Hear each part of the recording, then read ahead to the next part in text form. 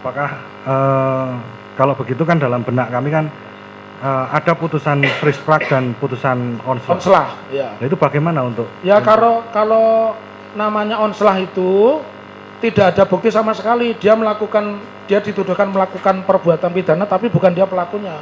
Nah, Frisprak ya. Kalau Onslah itu pasalnya salah. Di Pengadilan Ngawi pernah Laskar Jati itu didakwa, tapi pasal yang dipakai adalah Undang-Undang Telekomunikasi. Akhirnya hakim waktu itu orang Bali membebaskan semua 145 ya.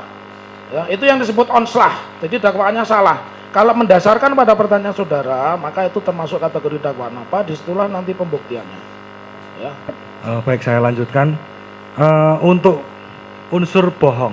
Ya. Jadi dalam pembuktian bohong dalam pidana itu bagaimana pendapat ya, ahli? Bohong itu menyampaikan sesuatu secara tidak faktual. Ya. Secara tidak faktual, artinya begini, bohong dengan penipuan berbeda. Penipuan itu menyerupakan sesuatu yang asli, tetapi ternyata itu tidak asli, ya. Deskripsinya macam-macam lah, tetapi konteksnya adalah itu. Nah, kalau bohong itu menyampaikan sesuatu, baik itu ditambahi atau dikurangi, itulah bohong, kategori bohong. Dalam perkara ini, kami sudah yang tadi saya sebutkan juga sudah melewati berkali-kali persidangan dan lain sebagainya.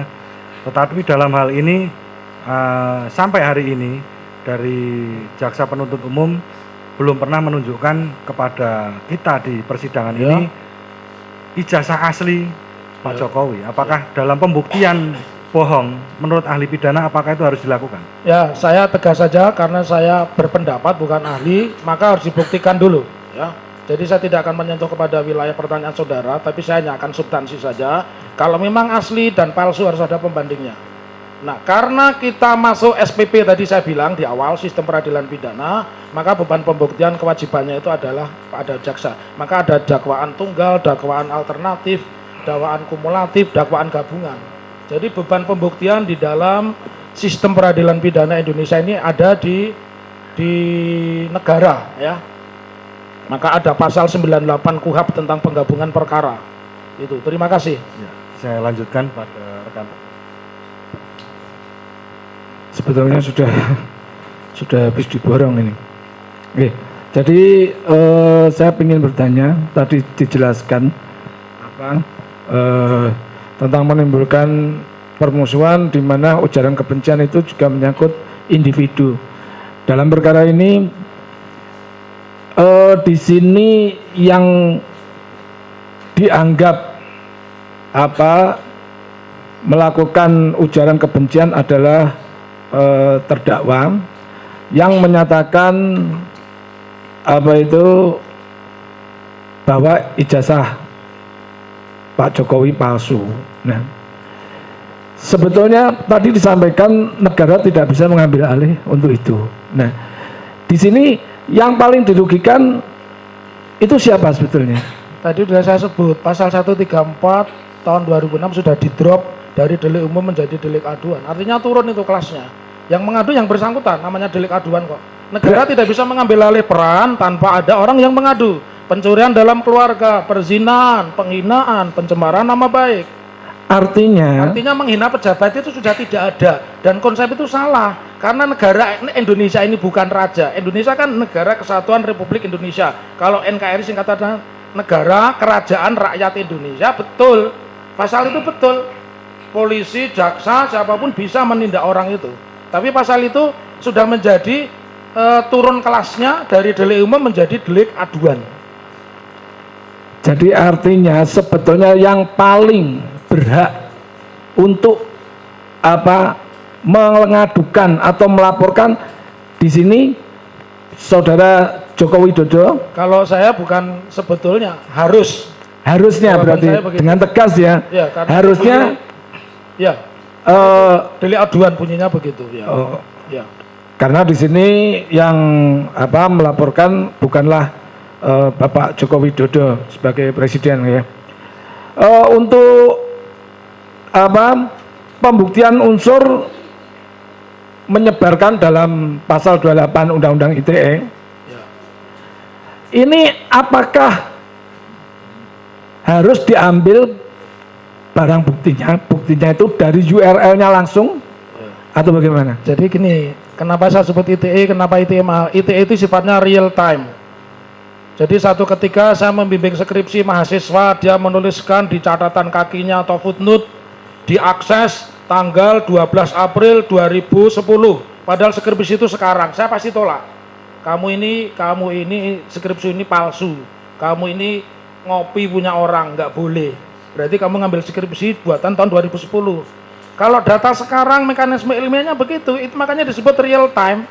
Online itu sesuatu yang real time. Anda ketika bertransaksi online, uang kan hari ini juga Anda kirim dengan chat, kode bank Anda kirim, selesai di screenshot dibelikan kepada yang bersangkutan. Jadi itu sesuatu itu real time pada saat itu. Karena itu bertentangan dengan locus delicti dan tempus delicti. Ya. Jadi sebuah kejahatan itu dibuktikan tempatnya di mana, kapan kejadian, wilayahnya apa. Bagaimana kalau bukti tersebut diambilnya tidak dari langsung URL-nya, Ya. dan URL tersebut sekarang ini tidak bisa diakses? Ya berarti itu tidak diambil dari sumber langsung dari pelaku kejahatan, mestinya diakses dari transmitternya. Yang menerbitkan siapa? Yang menerbitkan A atau B, maka diambil dari A atau B itu. Artinya apakah itu bisa dijadikan barang bukti dalam persidangan? Ya kalau barang bukti kan harus diaudit keasliannya dulu. Makanya ada yang namanya scientific justice crime, di mana itu laboratorium forensik untuk mencocokkan akun ini benar apa tidak, spesimen tanda tangan cek ini benar atau tidak, kan begitu. Kalau sesuatu yang harus pakai ilmu pengetahuan, pembuktiannya juga harus dengan ilmu pengetahuan. Bagaimana pendapat ahli apabila video atau tayangan tersebut sudah dipindahkan ke misalnya flash disk, yang mana ketika dihadirkan dalam persidangan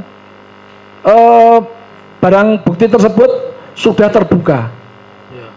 Pertanyaan saya, itu disita dari siapa? Dari penyidik atau itu punyanya penyidik atau punyanya terdakwa?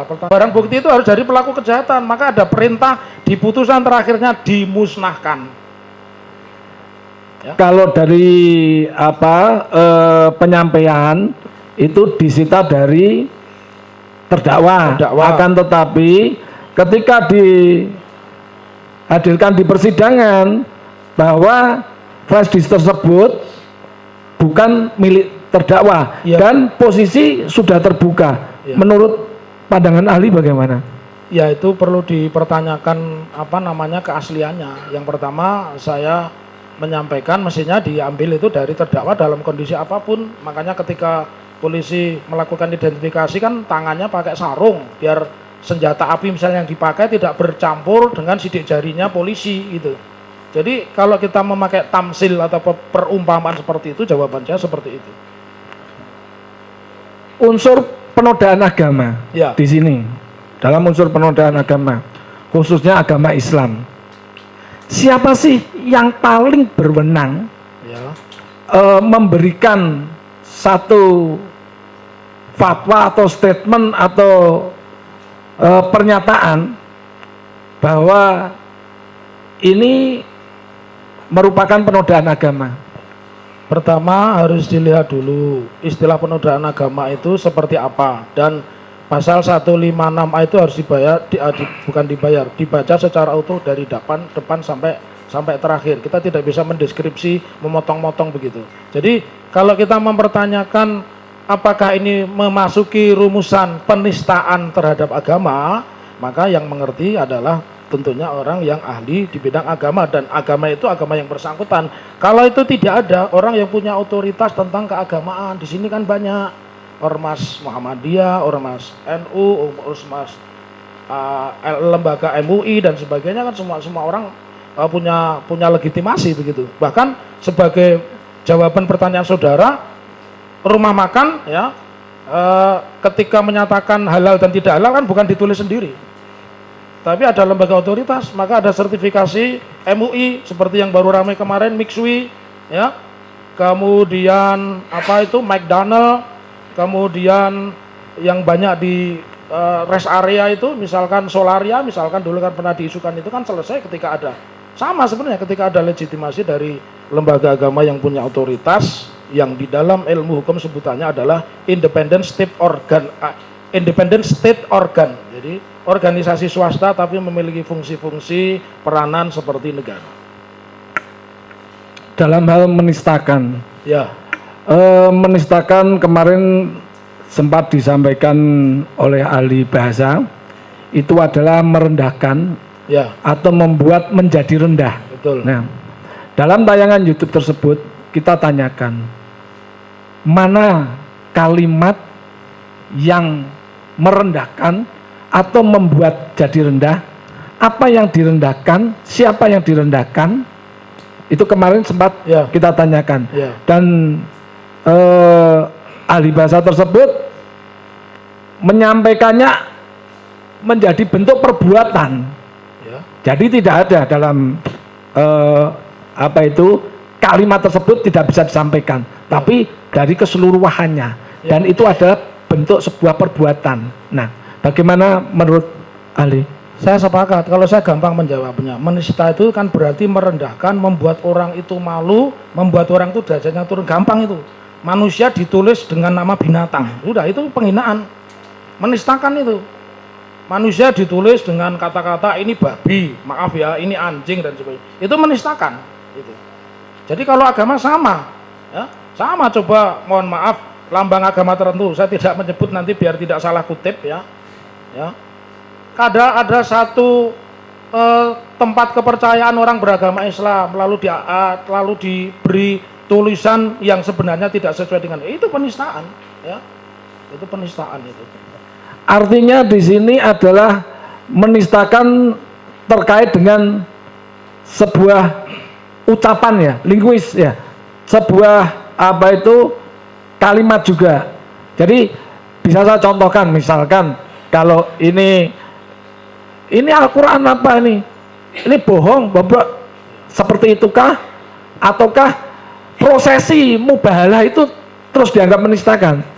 Tergantung konteksnya ya. Apakah penistaan itu di cyberspace, di dunia online? Apakah penistaan kan bisa saya berhadapan dengan Anda, saya menistakan Anda, saya bisa. Jadi tergantung konteksnya. Tapi mesti harus ada unsur materialnya, harus ada unsur perbuatan yang Anda dengan ucapan atau kata-kata itu Anda merasa dirugikan, ya. Jadi kalau saya mengatakan manusia serupa dengan binatang, siapapun dia, apapun jabatannya, jelas itu menistakan, dan itu terpenuhi. Oke. Mungkin dilanjut yang lain. Cukup, masih ada? Ini semua bertanya jadinya nih.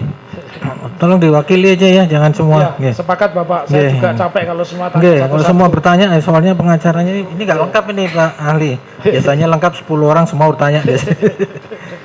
Kita berikan kesempatan ini. Minum lagi Pak Hakim. Minum dulu. Ini gini ya, hak terdakwa terhadap ahli atau saksi adalah bertanya dan kalau ahli tidak memberikan pendapat ya, kecuali saksi fakta, bertanya, Baik Pak Hakim. Ada pertanyaan, monggo kalau ada pertanyaan. Assalamualaikum saudara ahli. Waalaikumsalam warahmatullahi wabarakatuh. Saya kenal beliau dan sering satu panggung, dan saya tahu beliau orang merdeka, orang yang berdaulat, yang tidak bisa dibeli, yang tidak bisa disogok. Dan dalam ruangan yang terhormat ini, saya ingin kita juga nggak janjian demi Allah ya, tidak janjian. Kalau saya mencari ridho Allah, tidak cari kalah dan menang, saudara ahli ya. Baik, saya punya catatan menarik selama sidang ini, ada sekitar 15 catatan. Saya bacakan secara cepat dan minta pendapatnya ahli. Menurut saya ini cacat moral. Kalau menurut ahli bagaimana? Wallahu a'lam. Pertama, ada pasal titipan atau pasal kopas. Jadi ada berapa saksi itu di dalam BAP-nya itu ternyata sama. Ada 5 saksi, 6 saksi itu di dalam BAP-nya sama, yaitu kami menyebutnya sebagai pasal titipan. Yang kedua, saksi palsukan agamanya, pernah hadir di sini.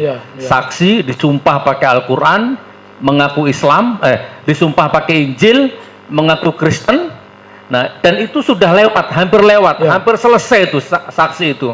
Kami semua sudah nggak mempermasalahkan.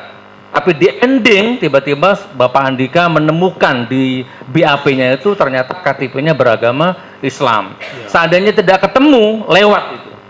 Nah, itu yang kedua ya, jadi ada saksi yang memalsukan agamanya. Yang ketiga, kualitas saksi yang sering mengatakan lupa, tidak tahu, lupa, tidak tahu.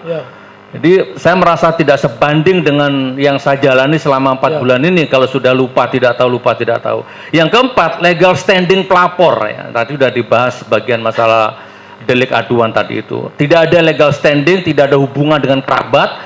Yang dibahas ijazahnya Jokowi yang melaporkan anak kemarin sore yang culun, yang tidak ada kerugian juga apa ya. Itu yang kelima.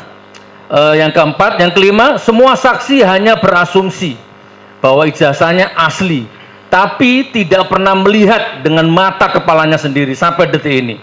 Yang keenam, buku induk yang nomor 14 hilang. Itu langsung 11 atau 14 saya lupa. Langsung kepala sekolahnya sendiri yang ngomong di sini, dan sampai sekarang belum ketemu katanya. Kemudian yang ketujuh, saksi tanpa dipanggil tapi diarahkan. Jadi ada satu orang mengarahkan beberapa saksi untuk ketemu di Polres, untuk di BAP tanpa melalui panggilan. Jadi saya berpikir kalau memang benar ngapain buang energi dan tenaga dan waktu ngarah-ngarahkan orang, mending datang ke sini bawa ijazahnya selesai. Itu yang ke-7 ya. Yang ke-8 beliau adalah kakak kandungnya Ibu Iriana ya. Yang ke-9, 2 komentator di akun GN dihadirkan. Jadi saya ingat betul itu. Hanya supaya kelihatan resmi, kelihatan apalah gitu ya, sampai komentar yang di YouTube saja dihadirkan 2 orang jauh-jauh. Padahal kalau saya mau ini bisa jadi komentator saya semua ini, positif semua itu. Kurang lebih begitu ya. Kemudian yang ke-10, mubahalah dituduh sebagai penodaan agama. Bagaimana dengan sumpah pocong dan lain-lain, dan saya bukan penoda agama. Yang ke-11, salah faham atau fahamnya salah dengan mubahalah. Yang ke-12, memenjarakan warga negara seenak perutnya sendiri. Saya merasa sebagai warga negara yang taat pajak, yang tidak punya mobil Rubicon itu, dipenjara seperti ini. Jadi kalau selesai sidang semua pulang ke rumahnya masing-masing, ketemu anak istrinya, saya balik ke sel. Ya, tapi nggak apa-apa, saya sudah ikhlas. Justru saya takut, ya Allah, kasihan mereka yang berkonspirasi ini. Tolong jangan azab mereka, ya Allah. Gitu. Nah, jadi nanti ini saya pulang ke sel, Pak. Ya. Yang lain pada pulang ketemu anak istrinya. Oke. Kemudian apa ini? Menghadirkan ahli sosiologi forensik. Apalah itu yang menurut pemikiran sederhana saya sebenarnya nggak ada hubungannya dengan kasus ini. Ini sederhana banget. Nggak usah sosiologi, nggak usah forensik. Datakan ijazah aslinya selesai. Makanya ini bertele-tele sidangnya sampai 4 bulan nih. Sebentar, siapa yang teriak-teriak itu? Tolong saya ingatkan ya. Kalau Anda tidak tertib, saya suruh keluar. Kalau tidak sabar, kalau tidak tidak tertib di persidangan ini, saya suruh keluar. Itu yang ke-14, Jadi saya orang tidak ngerti hukum, ya Allah, kenapa cuma urusan begini aja pakai sosiologi, forensik, macam-macam. Terus kemudian apalagi nih? Gelar profesor ahli bahasa palsu. Nah, kemarin yang terakhir itu viral videonya. Ternyata saya bilang begini, karena memang selama persidangan beliau dipanggil profesor dan beliau nggak klarifikasi itu bahwa saya bukan profesor, enggak, beliau diem aja. Jadi selama persidangan, nah, setelah kita datangkan saksi yang di atasnya, baru ketahuan bahwa itu palsu. Ada agama dipalsukan, ada gelar yang dipalsukan. Ini saudara saksi ya, yang bisa saya sampaikan. Mohon pendapatnya, mohon kuliahnya, mohon ilmunya. Terima kasih. Yang diminta pendapat ya, pendapat saksi, pendapat ahli ya, pendapat ahli. Itu ada yang disampaikan itu adalah fakta-fakta di persidangan menurut catatan terdakwa ya. Nah itu karena ini catatan terdakwa, otomatis kan versi terdakwa. Monggo mau ditanggapi. Terima kasih Bapak. Karena ini pendapat, barangkali saya tidak bisa memverifikasi satu persatu ya, karena banyak soalnya dari satu sampai berapa tadi. Tidak membuat catatan karena saya soalnya banyak sekali. Tapi itu nyata, borong jadi satu terjadi di sini. Itu nyata. Membaginya menjadi tiga besar. Tentang penyidikan itu tunduknya pada manajemen penyidikan. Jadi ketika penyidik melakukan pemberkasan ternyata tidak sesuai dengan KUHAP, itu masuk kategori judicial malpraktik, ya. Judicial malpraktik. Jangan dipikir pengacara itu ada kena judicial malpraktik, dia ngajukan banding harusnya pidana 1 minggu, 8 hari dia bisa ajukan, bisa dipidanakan itu. Karena kepolisian itu punya manajemen penyidikan, ya. Perkap nomor 6 tahun 2019, di situ diatur bagaimana memanggil saksi, memanggil ahli. Karena saya juga biasanya dihadirkan di polisi. Saya pernah diperiksa di Balikpapan, di Poltabes Semarang saya diperiksa 2 kali sebagai ahli yang dihadirkan oleh polisi. Jadi kalau seperti itu namanya judicial malpraktik. Sangat berbahaya, negara bisa dielaborasi sedemikian kecilnya, ya. Orang yang tidak punya legal standing sebagai saksi dihadirkan, kemudian di briefing, ya. Kemudian yang kedua, bagaimana kalau kemudian itu membawa konsekuensi pembelokan dan berakibat pidana, ya. Itu namanya judicial corruption. Saya bisa buktikan di sini judicial corruption. Jaksa Sirusinaga yang menangani Gayus membelokkan dari pasal korupsi menjadi penggelapan dalam jabatan, dia dicopot dari jabatannya dan dipidana. Itu tugas penasihat hukum menurut saya, ya. Jadi dua aliran itu. Kemudian yang ketiga, ada peristiwa pidana di sini. Kalau tadi saudara terdakwa menyebutkan mereka menyampaikan identitas palsu, pemalsuan identitas 2 pasalnya, pemalsuan identitas dan pemberian keterangan palsu di dalam sidang pengadilan. Itu bisa langsung ditetapkan, dijadikan tersangka dan ditahan itu, ya. Yang terakhir saya ingin sampaikan, saya kepada diri saya sendiri, Pak Hakim, juga pada saudara terdakwa, ya, saya ingin mengajak Anda semua yang muslim, mari bersama saya istighfar 3 kali.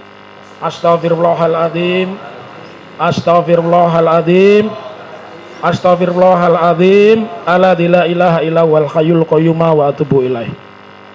Jadi tetaplah perjuangkan keadilan, karena pengadilan itu diputus selalu berdasarkan keadilan berdasarkan ketuhanan yang Maha Esa, dan rasa cinta saya kepada hakim saya tunjukkan. Anak saya keempat saya beri nama Bismar, Pak. Ya. Saya cinta kepada hakim. Anak keempat saya punya anak 4, 1 itu memilih guru bahasa Inggris, yang kedua psikolog, yang ketiga ikut saya, yang keempatnya saya berikan nama Bismar. Artinya saya masih percaya di relung-relung hati Pak Hakim masih ada keadilan dengan istighfar. Mohon maaf, begitu jawaban saya kepada. Satu lagi, ya. Saudara ahli, saya ini sidang yang keempat. Yang pertama saya dipanggil, luar biasa penyidiknya. Saya ceramah di Solo, didatangi di Solo, panggilan pertama sebagai saksi. 1 minggu kemudian saya ceramah di Bandung, didatangi di Bandung, ya. Panggilan kedua, ya. Panggilan ketiga, baru saya dipanggil di sidik, dan tidak pernah ditahan, ya. Jadi saya berangkat sidang itu dari rumah, ya. Alhamdulillah, ya. Besok sidang di Surabaya, malamnya sudah nginap di hotel, dan di depan hotel saya itu udah banyak polisi yang jaga saya, ya. Saya nggak tahu polisi tahu dari mana saya nginep di hotel itu, padahal saya sembunyi-sembunyi berangkatnya. Kemudian di Palu, ya. Saya juga di sidang dilaporkan, jadi panggilan 3 kali, ya. Bahkan penyidiknya datang ke pesantren saya, ya. Nyidiknya di pesantren saya awal-awal, yang kedua baru saya ke polisi, ke kantor Polda sana, ya. Dan tidak ditahan, ya. Nah yang ini luar biasa. Jadi pertanyaan saya begini, yang kemarin, ya. Saya dipanggil pertama, saya nggak datang karena kuasa hukum melarang. Gus nggak usah datang, biar diwakili kuasa hukum, ya, ya. Akhirnya kuasa hukum yang mewakili. Nah, panggilan kedua datang ke rumah, ditelepon saya dengan penyidiknya. Ini penyidik harus nonton ini, ya. Gus datang, kita cari solusi yang terbaik. Ya, kalau sama nggak datang gimana saya bisa kasih solusi terbaik? Oke, akhirnya bahasanya santun penyidiknya, namanya, ya. Toto Budiarto itu kalau nggak salah itu, Budiarjo. Saya izin sama kuasa hukum, Pak, saya mau datang panggilan yang kedua. Kuasa hukumnya maksa, jangan, Gus Nur nggak boleh datang. Tidak, saya harus datang. Karena sudah punya janji sama penyidik, saya harus datang. Penyidiknya baik. Saya sempat kontras sama kuasa hukum, akhirnya saya berangkat, saya datang. Ditemui baik-baik. Saya percepat ya, saudara ahli. Intinya saya disidik, disidik ya? Ya. Di BAP sebagai saksi. Nama sudah kira-kira 4 jam. Setelah itu penyidiknya izin, selesai Gus, selesai. Saya juga izin ke toilet. sebagai saksi itu, baru keluar dari toilet sudah datang lagi penyidiknya. Gus, sekarang Anda saya sidik sebagai BAP sebagai tersangka. Ya. Hari itu juga dari saksi menjadi tersangka, Ya. langsung keluar surat penahanan dan hari itu juga ditahan. Ya. Menurut ahli bagaimana? Nah, ini Apa ada mal apa tadi namanya? Mal? judicial malpraktik. Ya ada itulah. Apa gimana kira-kira menurut saudara ahli? Saya ingin sampaikan sebenarnya hukum acara pidana ini kan sifatnya one for all mechanism. Artinya apa? Perkara pidana apapun, apakah pidana ITE, pidana khusus korupsi, pidana khusus anak, ya, atau lingkungan hidup, mekanisme hukum acaranya adalah sama, ya. Artinya siapapun dia kalau memang bisa ditangguhkan dia tetap berhak mendapat penangguhan penahanan. Artinya kalau dia memang bisa tidak ditahan dia juga tetap tidak ditahan, ya. Artinya kalau dia memang berdasarkan alasan tertentu itu bisa dilakukan pengalihan penahanan, tahanan kota tahanan rumah itu memang dilakukan. Tetapi pertanyaannya memang subjektivitas tentang seseorang menghilangkan barang bukti itu sangat tinggi. Nah, sementara kalau saudara terdakwa tanya kepada saya, sebenarnya argumen itu tidak tepat. Bagaimana menghilangkan barang bukti? Mereka sudah melengkapi barang bukti ke persidangan kok menghilangkan barang bukti. Jadi mainstream kita harus dirubah. Alasan menghilangkan barang bukti, melarikan diri, mereka ini kan sudah dikumpulkan semua alat buktinya. Bahkan saksinya saja sudah lengkap begitu. Jadi itu deskripsi itu salah. Lalu kalau masih terjadi praktek di mana subjektivitasnya lebih tinggi, satu perkara yang sama ini dihukum dengan hukuman berat, satu perkara yang sama dia tidak dikenakan penahanan, ya. Kita bisa lihat misalkan Jaksa Pinangki, kita bisa lihat misalkan Putri Chandrawati dan sebagainya awal-awal. Tapi tekanan legal media atau tekanan masyarakat lewat media akhirnya kedua orang itu dilakukan penahanan. Bahkan kita lihat AKBP, ya. AKBP yang pacarnya Angelina Sondakh Brotoseno sudah dihukum korupsi, masih jabat AKBP.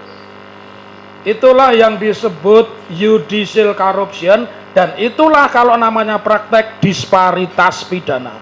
Apa disparitas pidana? Orang dibedakan perlakuan. Dulu disparitas pidana itu hanya ada di wilayah hakim. Sekarang disparitas pidana itu sudah mulai di penyidikan. Jadi orang ini boleh dihukum, orang ini boleh ditangkap, orang ini boleh tidak dihukum, boleh tidak ditangkap. Itu kritik terbesar, ya. Karena oleh karena itu di dalam salah satu acara diskusi bersama Refli Harun, saya mengatakan seharusnya polisi ini dilakukan dua, revitalisasi, ya, dan reorganisasi. Jadi sebetulnya lembaga penyidikan polisi supaya tidak ada TikTok jaksa dan polisi, jaksa pun direpotkan. Ke depan ini mestinya reformasi birokrasi hukum itu mestinya ada satu lembaga sendiri, lembaga penyidikan. Jadi polisi penyidiknya kumpul di situ, jaksa penyidiknya kumpul di situ, angkatan laut kumpul di situ, militer kumpul di situ, lingkungan hidup kumpul di situ. Itu gagasan, dan itu pernah saya presentasi ketika saya diundang dalam satu ceramah oleh KPK yang menghadirkan juga KPK dari Korea, ya. Jadi mekanismenya karena saya pendapat itu saya ulang sekali lagi, itulah yang disebut disparitas pidana, perbedaan perlakuan, dan penahanan atau tidak itu alasannya subjektif. Kemudian ketika orang dengan seenaknya merubah-rubah pasal, itu yang disebut judicial corruption, dan ketika orang menjalankan KUHP secara tidak benar, itulah namanya judicial malpraktik. Terakhir saudara ahli, ya. Terakhir satu kali lagi. Ya. Saya sempat protes dengan penyidik, Pak, nggak boleh begini dong. Saksi, tersangka, ditahan. Saya punya anak, punya istri, nggak boleh begini. Ya.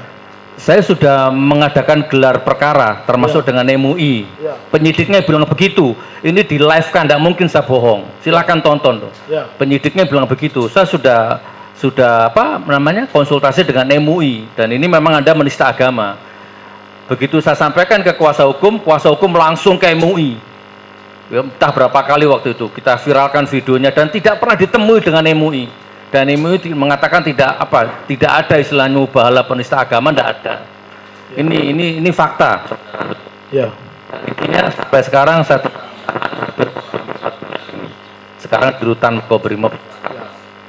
Begitu, mohon penjelasan yang terakhir saya tutup sebelum saya serahkan ke Mas Bambang. Monggo.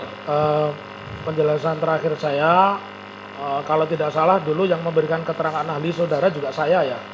Iya, di Palu, di Surabaya. Di Palu dan di Surabaya saya tetap berharap bahwa karena kita keadilan berdasarkan ketuhanan yang Maha Esa, saya ingin setiap orang di ruangan ini mewarisi nilai keadilan berdasarkan ketuhanan yang Maha Esa menurut keyakinan masing-masing. Jadi ketika dia menuntut, ketika dia memutus, dia selalu di atasnya adalah ketuhanan yang Maha Esa. Dan kalau kita cari rumusannya, kita kembalinya ke pasal 29 ayat 1 Undang-Undang Dasar 1945. Harapan saya atas apa yang saudara sampaikan, saudara nanti punya upaya untuk merehabilitasi dengan melakukan gugatan perbuatan melawan hukum ya, karena mekanisme kita ini dibatasi oleh peradilan ya. Tetapi Anda bisa lewat mekanisme gugatan perbuatan melawan hukum atau secara terbuka melakukan satu praktek eksaminasi, atau yang lebih canggih lagi bisa melakukan uji materi atau judicial review atas pasal-pasal yang menurut tafsiran saudara itu pasal itu melanggar asas one for all mechanism ya. Itu nanti bisa digugat di Mahkamah Konstitusi. Itu harapan saya. Dan super terakhir, mudah-mudahan Anda mendapatkan keadilan di ruang yang disebut pengadilan. Terima kasih Pak Agung. Dari Pak Bambang Tri ada pertanyaan nggih? Pertanyaan. Ya, saya punya pertanyaan satu aja. Ya. Jadi saya lebih percaya kepada kata-kata yang tak terucapkan. Ya. Jadi saya bertanya kepada saudara ahli. Ya. Satu saja tadi terpicu oleh kalau ada masalah dengan buku, ya jawablah dengan buku. Betul.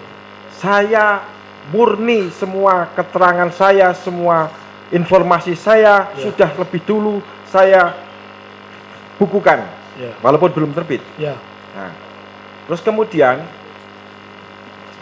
secara hukum, karena bagaimanapun ini akan berakibat ke masalah hukum, saya sudah melakukan apa yang dinasihatkan oleh para ahli, yaitu gugat perdata ke Pengadilan Negeri Jakarta. Dan itu sudah diterima oleh hakim, diberi jadwal sidang, tinggal nunggu tanggal 18 saya harus sidang, dan saya sudah bersiap-siap di Jakarta dengan segala keterbatasan saya. Tiba-tiba tanggal 5 saya ditangkap tanpa mekanisme pemanggilan saksi yang benar. Saya disekap, seolah saya melakukan kejahatan tangkap tangan. Apakah menurut ahli, pendapat ahli, itu tidak merupakan suatu perbuatan obstruction of justice? Yang saya pikirkan itu, Bapak yang dilakukan polisi itu mengganggu proses peradilan yang sedang berlangsung di pengadilan lain di Indonesia. Mohon dijelaskan itu. Sebelum saya jawab ke sana, saya ingin menerangkan, saya pernah menjadi mahasiswa tahun 80-an, saya menjadi mahasiswa ya. Saya masuk Fakultas Hukum tahun 85. Di saat itu Pak Harto gencar-gencarnya melarang orang membaca buku-buku Pramudia Anantatur, Rumah Kaca, melarang membaca buku Tenggelamnya kapal Van der Wijk karangan Buya Hamka.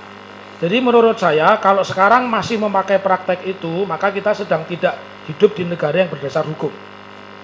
Tapi negara yang berdasar PNPS 1163 atau negara yang masih mendasarkan pada aturan undang-undang subversi. Jadi terhadap seseorang yang membuat buku, kalau sekiranya buku itu sudah diterbitkan dan tidak bagus, buku itu dilawan dengan buku yang bagus. Beda halnya kalau buku itu punya nilai pidana, apa? Buku itu karya orang lain, ya, tapi dia melakukan plagiasi. Misalkan plagiasinya 30%, seperti Dr. Ipong S. Azhar, dia membuat buku dari Jengawa Syria, ternyata itu karya tulis mahasiswanya. Dia doktor nulis di mana-mana, akhirnya UGM mencopot dia sebagai doktor. Namanya Ipong S. Azhar. Jadi itu mekanisme UGM itu betul. Dia tidak memidanakan seorang Dr. Ipong S. Azhar, tapi segala gelar dan kehormatan termasuk anggota Senat UGM, Dr. Ipong S. Azhar dicopot karena dianggap dia melakukan plagiasi. Ini di dalam etika ilmiah jauh lebih kejam daripada sekedar dimasukkan penjara. Ya. Terus terhadap yang saudara tanyakan, menurut saya tadi sudah saya sebutkan itu bagian dari selain obstruction of justice, menghalangi proses pembenaran, mencari kebenaran di pengadilan, ya. Jadi apa yang dilakukan oleh kepolisian itu masuk kategori abuse of power, ya. Ini perkara simpel, ya. Jadi sekali lagi sebenarnya saya tidak pula hadir di sini.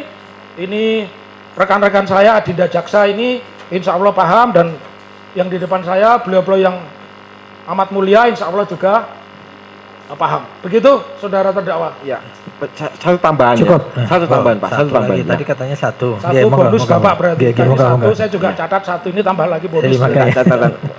Oke, silakan satu lagi, moga. Pak Taufik, Pak saksi ahli, saya mungkin belum mengikuti riwayat buku itu ya. Ya, Buku saya yang pertama, Jokowi Undercover. ya, Yang pertama ya, yang tidak ada kaitan dengan perkara ini. Ini kan seolah-olah dinyatakan sebagai buku terlarang, tapi dasar hukumnya mana tertulisnya? ya, Gitu. Ya. Karena yang berhak menyatakan buku atau terlarang atau enggak, yang prosesnya itu harus melalui Jaksa Agung. Itu keputusan MK. ya, Ya. Tapi itu sama sekali tidak ada, tapi Kapolrinya yang berkomentar di TV, nanti saya pidanakan yang itu. Itu terulang lagi sekarang. Ya. ya, Tentu tidak ada pernyataan di depan kamera, tapi Ya. yang saya alami penyidik itu saya mengalami penistaan di depan penyidik. ya, Nah, kowe ngarani Jokowi PKI, lu sopo sing tahu ngarani Jokowi PKI? Langsung saya bantah begitu. Nah, ini cerita aja. Pertanyaan saya, apakah menurut Pak Taufik pelarangan buku saya ahli itu, pelarangan buku yang pertama itu sangat kejam, artinya merampas hak-hak keperdataan saya dan tidak pernah dijawab oleh penguasa. Ya. Bagaimana status buku saya? Padahal yang pesan 1 juta eksemplar yang tidak saya penuhi, dan itu merugikan hak ekonomi saya. Itu yang harus dituntut dengan ITE. ya, ya. Bagaimana pendapat ahli? Ya, kalau saya tertarik karena saya hobi baca, jadi mohon tolong soft filenya Anda kirim ke saya ya. Yang pertama, nanti yang kedua juga. Ya, jadi terus tanggapan terhadap pernyataan saudara, memang kita sudah harus membiasakan. Tadi di awal sudah ditanya oleh penasihat hukum, di YouTube, Facebook itu ada emotionnya like, dislike, share dan sebagainya. Jadi itu sebenarnya wacana dari kebebasan berpendapat yang Undang-Undang Dasar tidak pernah mengamandemen pasal 27, kemerdekaan berserikat, berkumpul, menyatakan pendapat baik dengan lisan maupun tulisan itu jamin undang-undang. Mekanismenya seperti demonstrasi Undang-Undang 998 misalnya. Nah, banyak yang salah dilakukan polisi. Di belakang itu kawan-kawan saya polisi semua. Ada beberapa itu mahasiswa saya, ya. Ada beberapa itu mahasiswa saya yang mereka sekarang sudah pangkatnya, ada yang AKBP, ada yang kombes. Saya selalu katakan kepada mereka, ya, profesi yang terbaik itu bukan menegakkan hukum, tetapi menegakkan keadilan. Ya. Ketika Anda menegakkan keadilan, hukum akan tegak.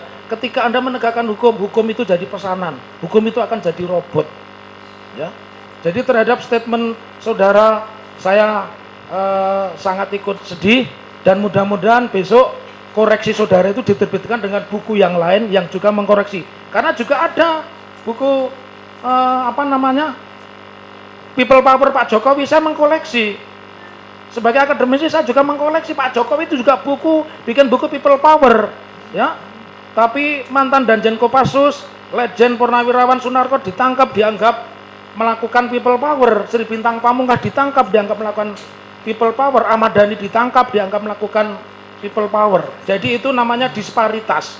Dan saya tidak bisa menjawab. Kenapa? Saya bukan polisi. Jawaban saya itu. Terima kasih. Terakhir, Cukup, ya. bukan pertanyaan. Secara ahli saya minta, nanti karena kita perlu membicarakan banyak hal, Ya, bersediakah Anda membesuk saya di tahanan Polresta untuk khusus bicara ini? dengan senang hati. Terima Kalau kasih. Anda Muslim, Anda kan kewajiban saya menghibur orang Ya, yang sedang sedih. ya, terima kasih. Cukup, nggih. Saya rasa dari penasihat hukum dan terdakwa cukup. Giliran dari penuntut umum, silakan. Jaksanya tanyanya jangan sulit-sulit ya.